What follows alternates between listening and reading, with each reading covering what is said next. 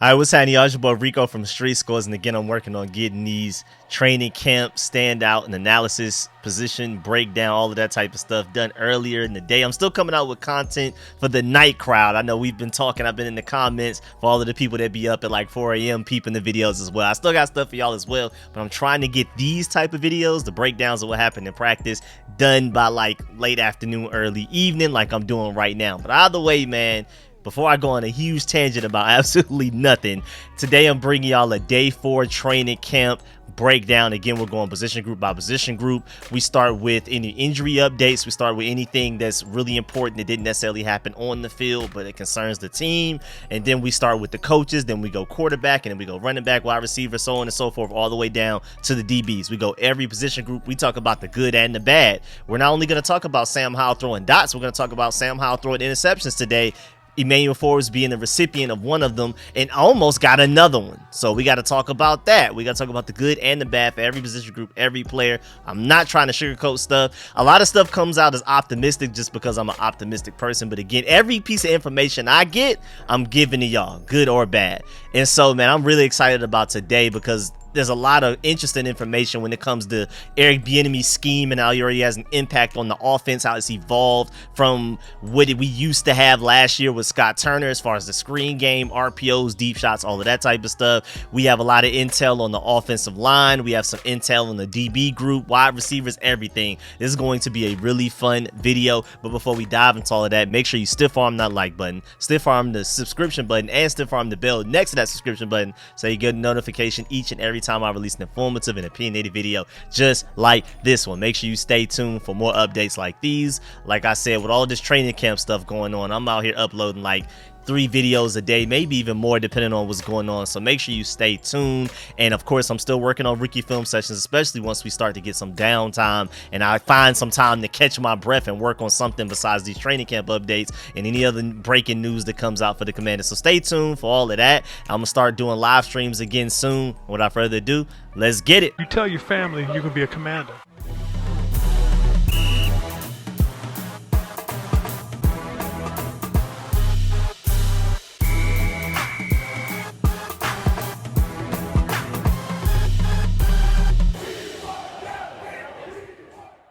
All right, so today, again, another 9 a.m. practice, another no pad, no real contact practice, and then once again, open to fans. But today is the last open to fans practice until August 1st, just to give y'all a heads up. And it looks like every practice throughout this entire training camp starts at 9 a.m.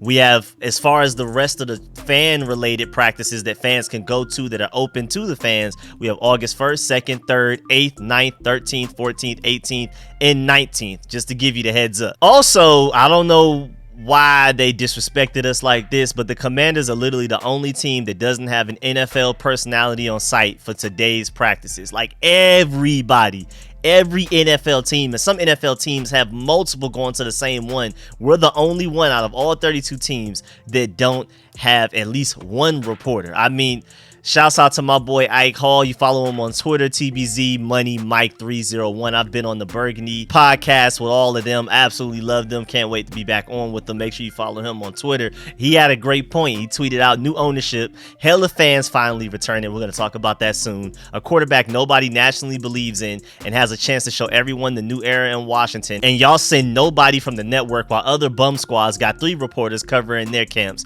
New era, same old disrespect. So, hey man, at the end of the day, me and Rico of Street Score speaking, we just got to simply go out there and win to prove everybody wrong and for people to finally start to cover us. I believe that is one of the reasons we didn't get Hard Knocks, because I feel like we're honestly the most entertaining off-season training camp out of the entire NFL. I think the Jets are a close second, but I think we got it. And again, it's just the disrespect that where people don't feel like people are talking about us more and more, NFL Network and things like that. I have a lot of clips I want to upload for y'all as far as that goes. A lot of people talking about our players fantasy football wise, how many wins we'll get. We're definitely getting covered more than we have typically in previous years, but it's still just a lot of disrespect and doubt out there that we're just gonna have to shut up by simply just going out there and doing it on the fields. Nothing we can say. We just got to prove it where it matters most, and that's in the win column.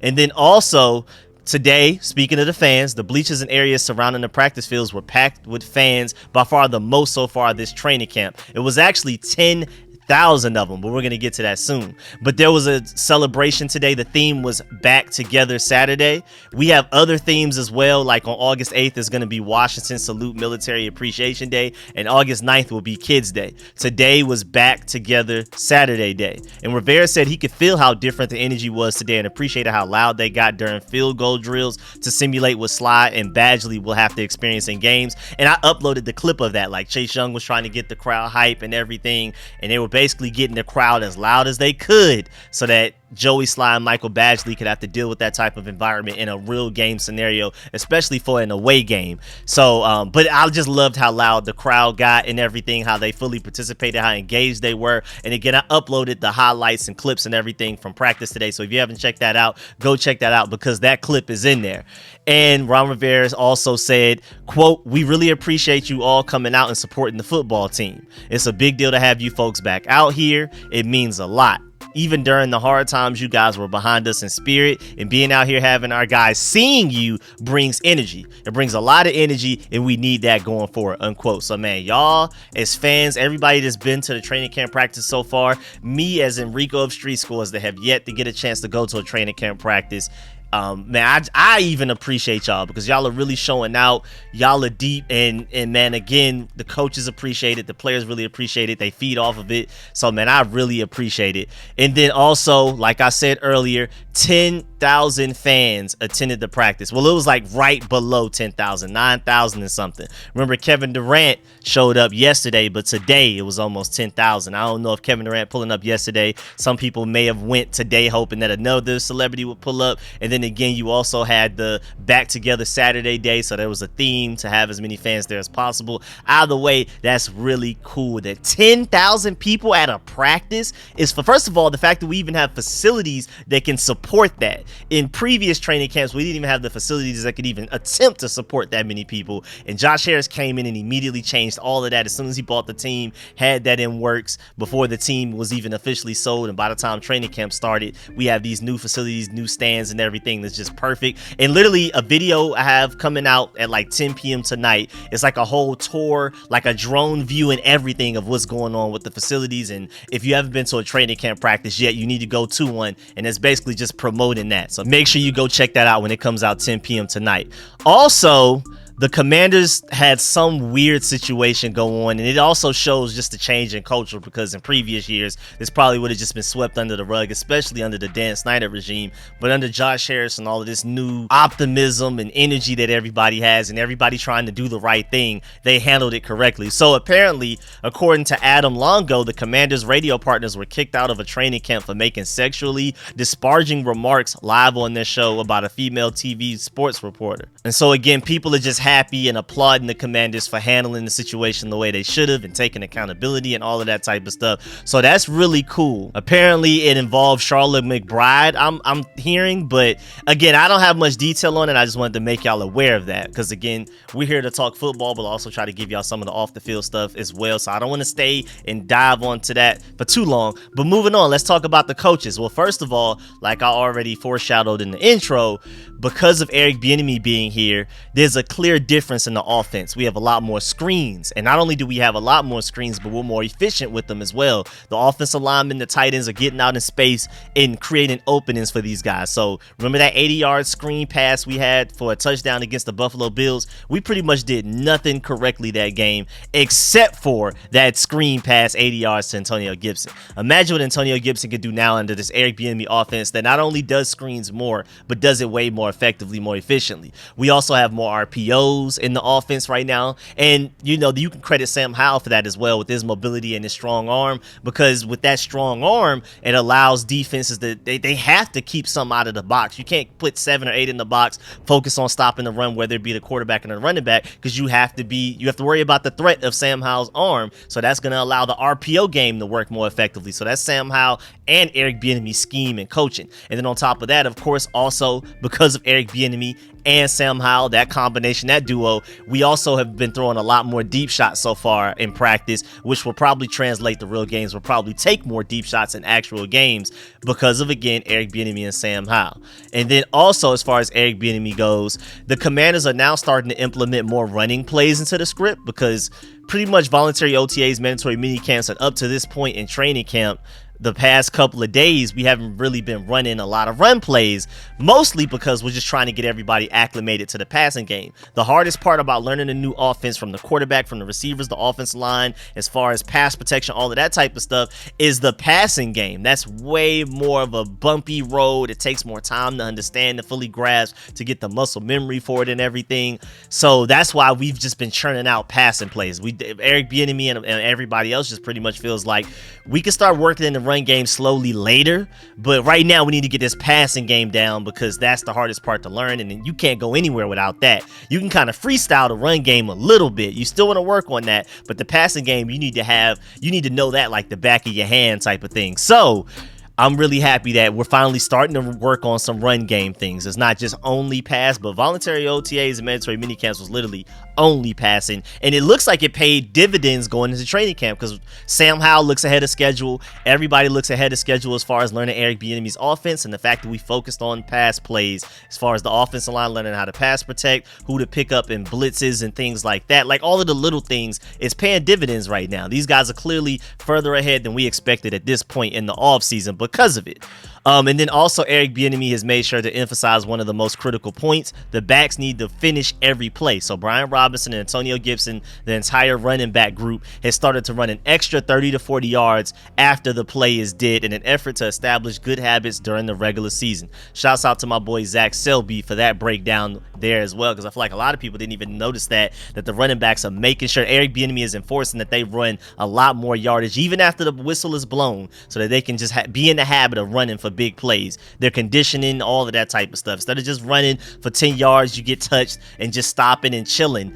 That conditioning, that muscle memory of running 40 yards, you're bound to break something off occasionally, especially more often than we have been in previous years under Scott Turner and Jay Gruden and those guys. Also, Andrew Wiley spoke after practice, and he said the offense is a lot of the same from what he experienced in Kansas City in general, but there have been some changes in terminology, but there are a lot of similarities. So Eric Bieniemy is bringing a lot of what he did for the Kansas City Chiefs, but he is changing some things up. I mean, there are different players. It's a different city. It's a different offense, different personnel, offensive line, all of that type of stuff. So most of it's the same, but Andrew Wiley has noticed that there are some differences, some slight differences, and I appreciate the fact that Eric Bieniemy didn't just completely copy and paste what he did in Kansas City and just bring it here like it was nothing, just cookie cutter type of thing. I'm glad he's not doing that. He's bringing a lot of Kansas City because he's like, hey, it worked. We've had one of the best offenses in the NFL for the past few years, so we're doing something right.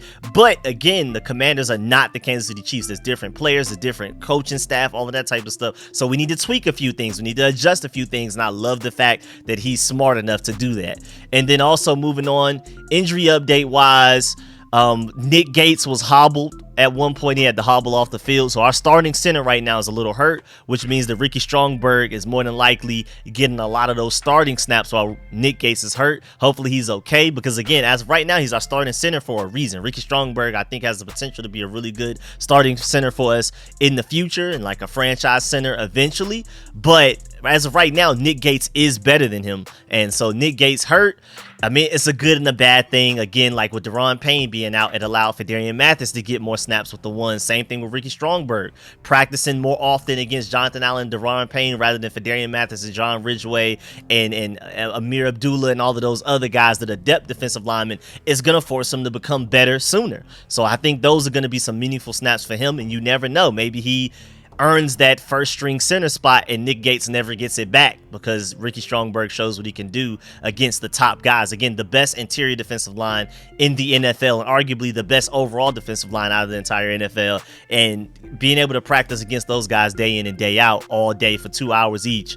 Man, I'm telling you, it pays dividends. Iron sharpens iron. Now moving on to quarterback, second play of the game, Sam Howell throws an interception to Emmanuel Forbes. And I mean, it was more so just to me, looking at it, it looked like it was a great read by Emmanuel Forbes. It was also a lot of great pressure on Sam Howell, so we can blame the offensive line for that a lot. But also, Derek Forrest just came in on a blitz, timed it very well, so that was just great defensive scheme, a great play call, a great play on Derek Forrest's half on the blitz, and Emmanuel Forbes for reading the play, undercutting it, and making the move. But again, offensive line is a little bit of a concern because that interception happened because Sam Howell was pressured. But other than that, and then another play that Emmanuel Forbes almost had an interception with a deep shot that he threw deep down the field.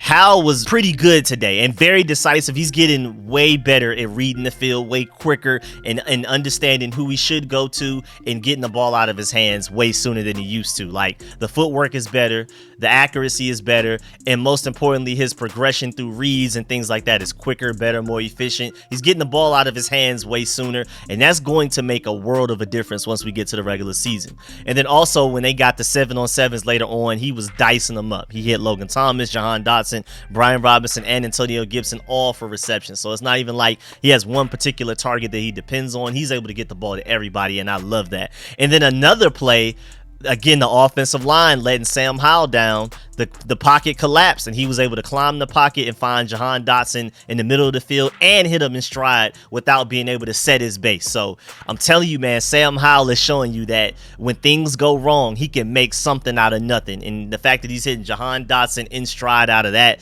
is just amazing in itself. I mean, it was a nice yards after catch type of play. Just like, remember in that Cowboys game, last game of the season, the difference between Carson Wentz and Taylor Heineke throwing the ball to receivers is that when Sam Howell does it, these guys are able to keep their momentum going. They don't have to slow down to catch it. They don't have to catch it weird. It's right where it needs to be while they're running full speed, which allows them to continue running full speed and get a lot more yards after catch than when the other quarterbacks were throwing them the ball. And then the fact that he did that while also dodging pressure and maneuvering around the pocket, and he doesn't look to run. He's not like, oh man, I'm in danger, let me take off and run. He's like, I'm in danger, let me keep my eyes up and let me hit this guy in stride across the middle of the field for a big gain.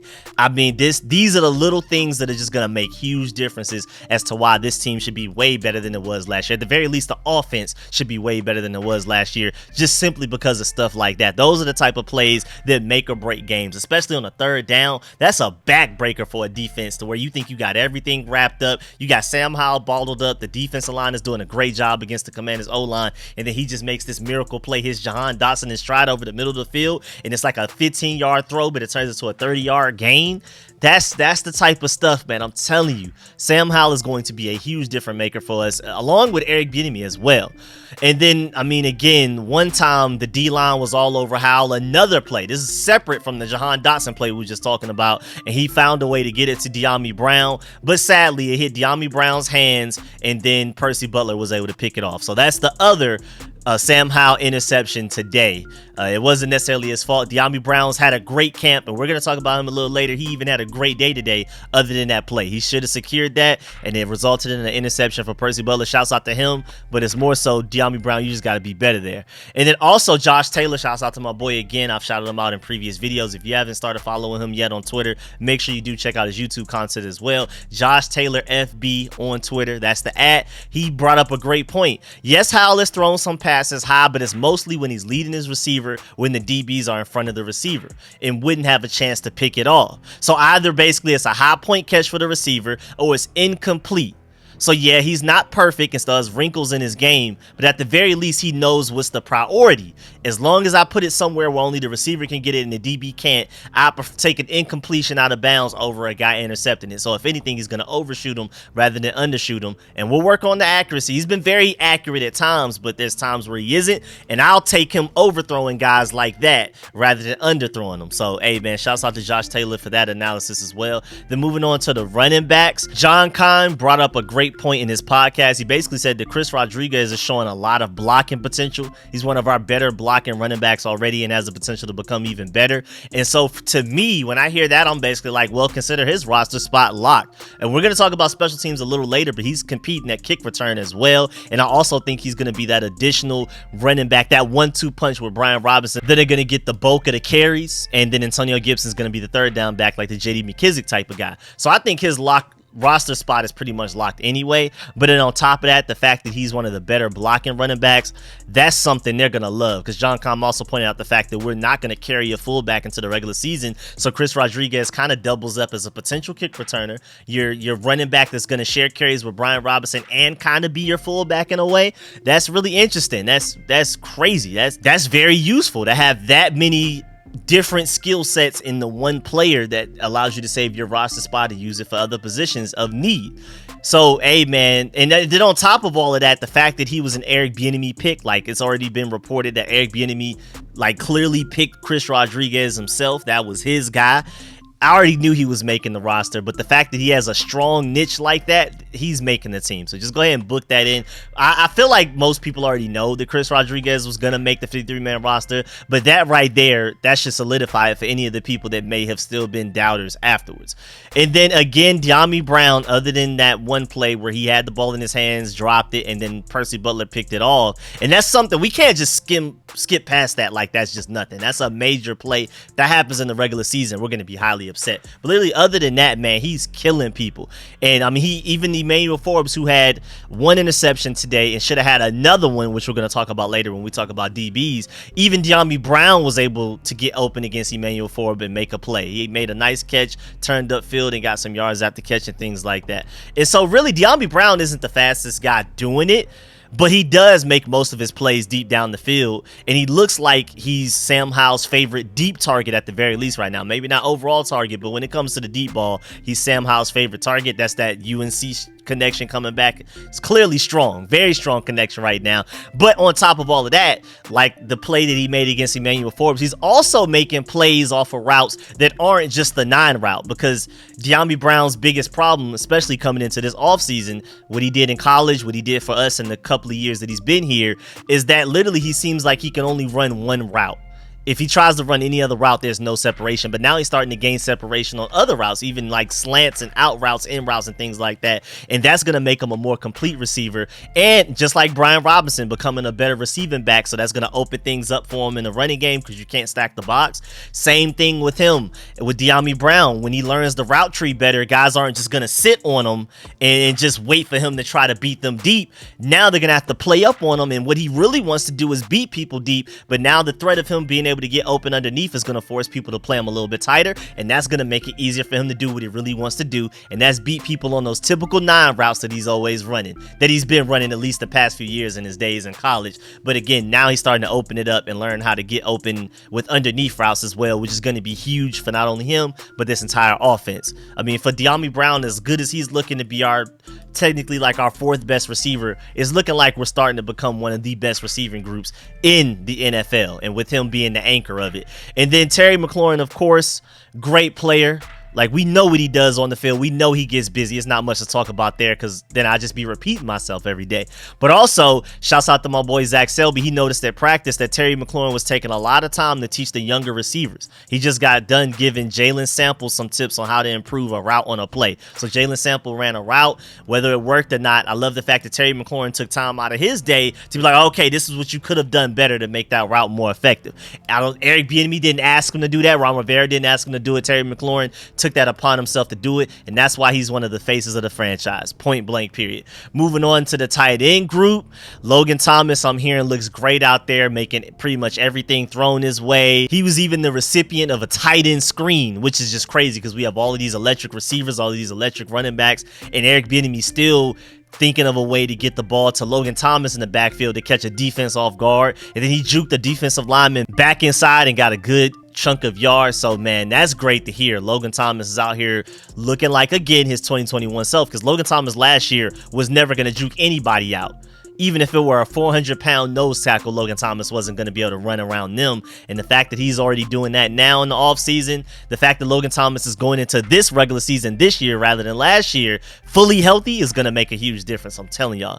Also, when Howell began his 11-on-11 drills, he started it with a completion of Logan Thomas. And again, the chemistry there is strong. He still seems to be his favorite target right now overall, like his safety blanket. That's what he's supposed to be. Your tight ends are supposed to be a young quarterback's best friend, a great run game, and a dependable receiving tight end. So, hey man, Logan Thomas is fitting that just fine, and I'm absolutely happy about that, because Sam Howell, he has all of these electric receivers, Terry McLaurin, Curtis Samuel, Jahan Dotson, all of these running backs and guys that even making plays out of the backfield, all of these De'Ami Brown catching things deep down the field. But when in doubt, to have a Logan Thomas that you know he's always going to be open underneath if nothing else is open, that's huge for Sam Howell's not only confidence, but getting into a rhythm. That's why a lot of, quarterbacks, a lot of offenses start with a lot of short throws, and then once they get their confidence up, they start throwing the deeper, the more advanced throws, the stuff the further down the field. So that sounds like Logan Thomas will be like a good confidence booster every game to get Sam Howell in the rhythm, and then we can start to do the electric fun stuff. So I'm really excited about what Logan Thomas is going to contribute to this offense as far as consistency goes, especially. Then moving on to offensive line, it's really interesting because now we're starting to hear some real competition in left guard. Sadiq Charles has been your starting left guard the entire offseason, voluntary OTAs, mandatory mini camps, and so far the first few days of training camp. But today, near the end of practice, they finally allowed Chris Paul to get some reps with the first group. And hey man, that's really interesting because if Chris Paul can show out there, that's going to be a really interesting competition. I was hoping it was more of like a 50-50 even competition type of thing, but so far it's been purely just Sadiq Charles starting with the starters at left guard and Chris Paul with the second string. But now they're starting to give Chris Paul a little bit of a chance with the first string and see how he does. And don't be surprised if he wins it, because again, Chris Paul looked like a starting NFL left guard, a good one against the Cowboys that last game of the season. So I was even a little bit surprised they gave Sadiq Charles the first opportunity to start a left guard for us with how much he was hurt last year, and Chris Paul looked better. If we're just talking about last year alone, Chris Paul looked like the better guard, because the time Sadiq Charles was out there, whether it's because he was hurt or whatever, Chris Paul looked better in his game against the Cowboys than Sadiq Charles ever looked at any point in time he played last year. When he did, which was rare. So again, I was surprised Sadiq Charles started as the starter this year, but Chris Paul starting to get them first team reps. Don't be surprised if he catches them. Even though Sadiq Charles has looked great, he's looked really good, and I heard John Com talk about that in his podcast, is that Sadiq Charles has looked really good, and if he were our starting left guard going into the season, we should feel really good about that. But granted, no pads yet. We got to see what happens when the pads come on. But so far, Sadiq Charles looks really good. And that means that if Chris Paul becomes our starting left guard, that's a great thing, because Sadiq Charles is here, like I always say with a lot of different examples. If the current starter gets surpassed, that means that the guy behind them got better and not that they got worse. Because if Sadiq Charles is the starter, then that's great. He's good. But if Chris Paul's the starter, that means that he's even better than Sadiq Charles, because he had to surpass him to become the starter. They didn't just hand Chris Paul the job. So that means that Chris Paul is just even better, which means our left guard spot should be even better if Chris Paul's the starter. So I'm rooting for Chris Paul to basically be the starter, because that means that somebody better won the job. But if Sadiq Charles ends up being our starting left guard, I feel pretty good with that right now, because everything I'm hearing and seeing, he's been really good. Also, speaking of offensive linemen that's been good, undrafted free agent Mason Brooks, who was a priority free agent, us and several other teams were fighting to get him, and we ended up getting him. So this is one of those undrafted free agents that honestly, I mean, for him, he may have actually been like a later round draft pick, better than some guys that got drafted. But a lot of people just waited till after the draft and everybody tried to fight for him. Luckily, we ended up getting him. But John Com pointed out the fact that he's probably the undrafted free agent that's most likely to make the team. I mean, undrafted free agents just in general aren't guaranteed to make the team. It's actually very slim chances for all of them. But if he had to pick one, Mason Brooks would probably be the guy, because so far he's looked really good at guard, pretty good at guard at the very least. But at the same time, he's going to have to show his versatility and show that he can play tackle as well. If you're going to be an undrafted free agent making the depth chart, making the team on this 53-man roster, you're going to be solid depth. You need to be able to be ready to step in at guard or tackle, because you got to be versatile. We can't, as an undrafted free agent, just hold you as a pure guard, especially like as a pure left guard or a pure right guard only. As an interior offensive lineman, cool, but I don't really see him playing much center, so you got to be able to pick up some tackle experience as well. You got to show us that you can do all of that to be able to make this team. But of course, shouts out to my boy Josh Taylor. Again, he brought up a great point, and I agree. Offensive line is still a concern, because again, That Sam Howell interception he threw to Emmanuel Forbes was because of pressure, and somebody just simply didn't pick up Derek Forrest. And then again, other plays where Sam Howell found a way to make miracles happen. It was bad O-line play, D-line drawing down on him, and Sam Howell had to make something out of nothing. And I would just hope that he wouldn't have to do that so often. Now moving on. In general, today the defense was just better than the offense. In general, the defense won more snaps than the offense won. They just outplayed the offense today. And you can definitely say that a lot of that is the offense still learning Eric Bieniemy's system. And then the rest of it is, some of it, the quarterback on Sam Howell. But again, a lot of it is on the new O-line and everybody trying to figure things out. And it could just be a lack of talent. Again, we have the best D-line in football. So do we really expect our O-line to be able to hold up against those guys consistently? But at the same time, we need to expect better out of them. We can't just say, they are going against the best D-line in football. It's expected. No, we need them to step up, and we need them to be able to stop and stonewall the NFL's best D-line. Because if you can do it against them, you can do it against anybody. So I'm expecting greatness out of them. But again, the offense had a relatively bad day, I guess, and a lot of it was, again, Eric Bieniemy's new system, new quarterback, and the offensive line struggling a little bit. Now moving on to the defensive side of the ball, starting with the defensive line. There was one play where Howell had like a play action and he tried to roll out to his left, and then Chase Young was right there. And Sam Howell was able to still deliver a good ball to Jahan Dotson at the sideline, but Chase Young was like, if this were a real game, that probably would have been a sack. It probably would have been batted down or something like that. So Chase Young was making great plays right now. He's balling out this camp.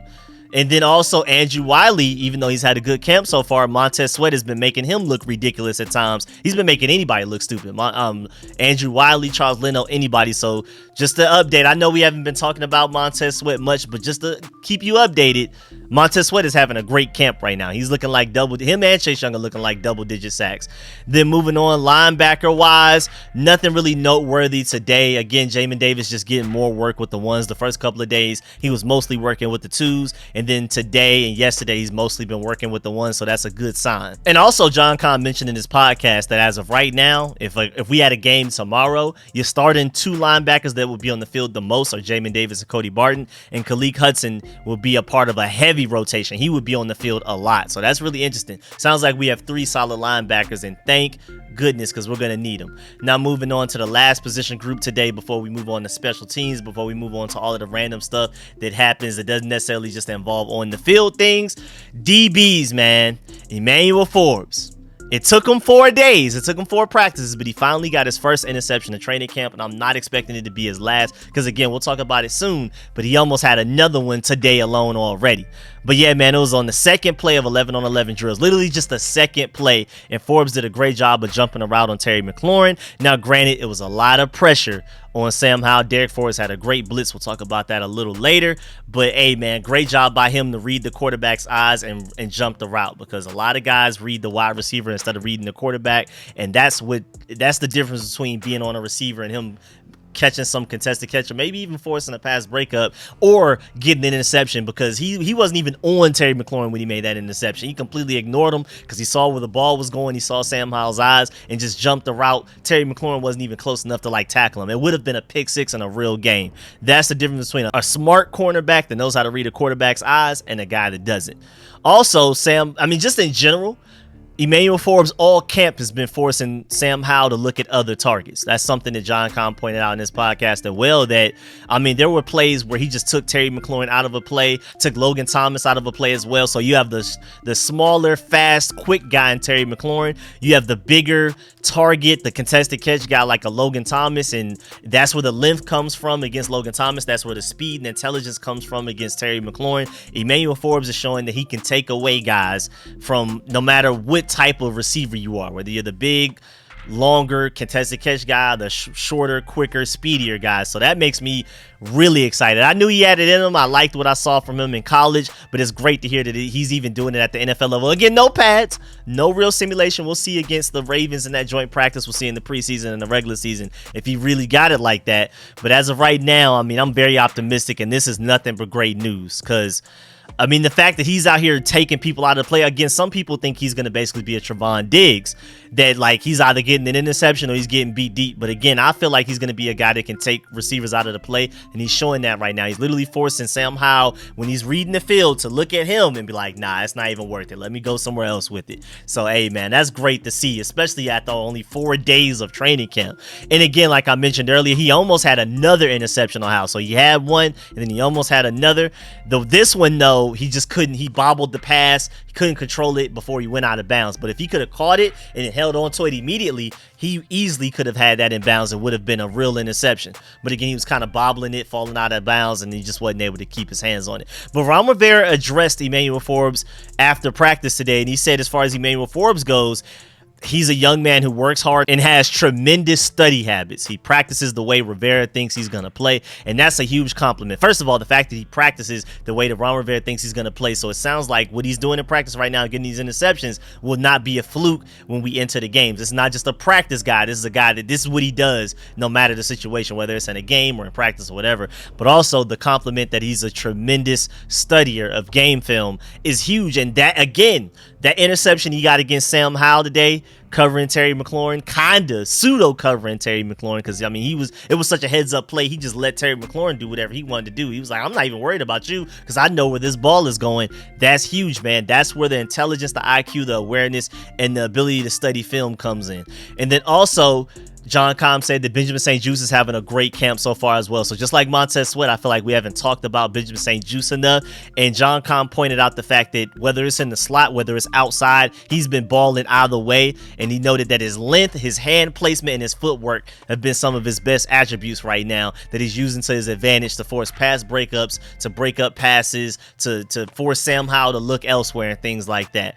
And then also another defensive back who stood out today in practice and has stood out generally throughout the first week, other than getting mauled by Bieniemy Brown one play, that play that went around the internet for a while. Tariq Castro-Fields, man, he started with a pass breakup against Curtis Hodges at one point. Curtis Hodges is 6'8", the tallest, I think, player on the entire team.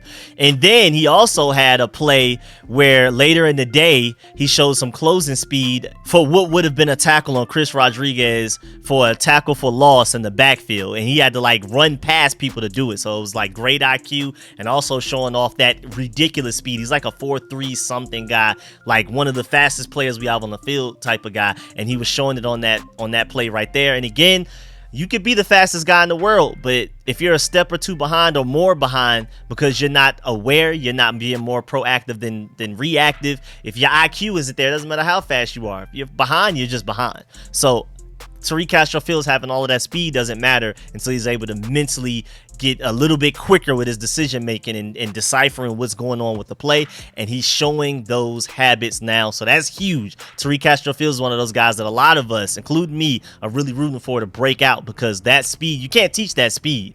And once that speed learns the game of football, he's going to be ridiculous depth at the cornerback position for this team. You can ask him to play slot wherever. And the fact that he's making plays against the run as well is huge. And then also, again, Percy Butler got an interception off of the fact that it was really good pressure by the D-line on Sam Howell. And then he still found a way to get it into Bieniemy's hands, but Bieniemy Brown couldn't hold on to it. Percy Butler, being the opportunist that he is, was able to pick it off. Really appreciate that from him. Love the growth from him, because y'all know I'm a big Percy Butler believer. Before we drafted Quan Martin, I thought he could be the guy, and I love Quan Martin as well. I just feel like this secondary is ridiculously deep, because I don't want people to forget about Percy Butler, who is another guy just like Tariq Castro-Fields that has lightning speed, one of the fastest players on the team. And once he mentally starts to catch up with the NFL level and things like that, and get his IQ and awareness up, his decision making up, get quicker with that, he's going to be a ridiculous amount of depth for us as well. You can play him in safety, slot, free safety. He can honestly be probably the rangiest guy on this team once he figures it all out. He's even faster than Derek Forrest. So he's just ridiculous. And then again, speaking of Derek Forrest, like we mentioned earlier previously, other times that we were talking about the specific play, when Emmanuel Forbes had that interception on Sam Howell in the second play of 11 on 11s, it was Derek Forrest who had pressure on Sam Howell in the blitz. So shouts out to him, man. He's showing that not only can he be a great free safety for us, the rangy free safety that's an opportunity to getting interceptions. It just seemed like last year, wherever the ball was, Derek Forrest was just always there. And now he's making plays in the backfield as well. I love the fact that Jack DeReal's getting creative and blitzing with guys like Derek Forrest. So you can't forget the fact that Derek Forrest is just an athletic freak, because not only is he really fast, but he's a big guy. You could almost consider him like a hybrid linebacker type of thing. So I like the fact that he's doing things in the backfield as well. And then also Zach Selby pointed out the fact that he loves what he's seen from Quan Martin so far. On another play, he fought through his blocker and wrapped up Casimir Allen for a minimal gain. So the fact that like Quan Martin, not only crazy IQ, not only ridiculously athletic and one of the most explosive verticals in DB history to ever touch the NFL. So his closing speed is ridiculous. He's extremely versatile. You can ask him to play the star position or the Buffalo nickel, the slot corner, you even outside corner if you want him to, strong safety, free safety, or any position in the secondary. Honestly, you can ask Quan Martin to play. And then now that he's showing that he has the ability to fight off blockers, to shed blocks and make plays in the run game or the short passing game, that's huge as well, man. Bro, this secondary is really insane. And on top of all of that, Jeremy Reeves, technically a safety, but he's an all-pro special teams player. Don't forget that all-pro Revo. He almost had another interception for the defense. Brissett lofted it up to Cole Turner. Reeves jumped in front and got his hands on it, but he bobbled it and wasn't able to hold on. So, I mean, that's a great play by him. Great way to jump that ball, and a really tall receiver in Cole Turner, who's like 6'6", 6'5" at the very least. And then also, I know it really doesn't matter because he's not making the team. I highly doubt he makes the team. And even if he does, it's going to be for special teams and not for him being a DB. But Trey Apke was able to get an interception off of Jake Fromm today. And that should just tell you everything you need to know about Jake Fromm right there. We're not even going to speak on that any longer. We're going to go ahead and move on. Again, even as a Georgia Bulldog fan, tells you everything you need to know. Now moving on to special teams. We have some interesting kick return competition. We've talked about punt return. We've already listed those guys. We talked about the kickers like Joey Sly and Michael Badgley having competition. But then John Comm in his podcast mentioned who are the kick returners that are competing for the starting kick return spots. You have Jared Patterson, Byron Pringle, who we brought over, who's an ex-Chiefs player who is quite likely to make this roster just because of that connection to Eric Bieniemy. Then you have Jonathan Williams, who's pretty far back on the depth chart right now. We'll see how that goes. Chris Rodriguez, who already said is going to make the team. So if he's able to be a starting kick returner, that probably opens up a roster spot for another position because he's going to be your running back, one of your kick returners, and all of that at the same time. And then, of course, Antonio Gibson. All of those guys were returning kicks yesterday, probably returning some today as well. And that's your main competition for kick return. Of course, Antonio Gibson probably gives you the highest ceiling. He's the guy I'm most excited about. A lot of people forget that we started to see Antonio Gibson become our kick returner towards the end of last season. We didn't get to really see him going because he was still kind of raw. He was still a little rusty because he was a great kick returner at Memphis. And then we just decided, oh, look at this guy who can return kicks really well in college. We're not going to ask him to do that at all at the NFL level. And then now we're starting to finally do that. But I can see the argument for it because it took for us to draft the Brian Robinson who can take the bulk of the carries, allow Antonio Gibson to basically be a third down electric, change of pace back. And now that also allows him to be, I think, should be a starting kick returner. Now, who's the other one opposite of him?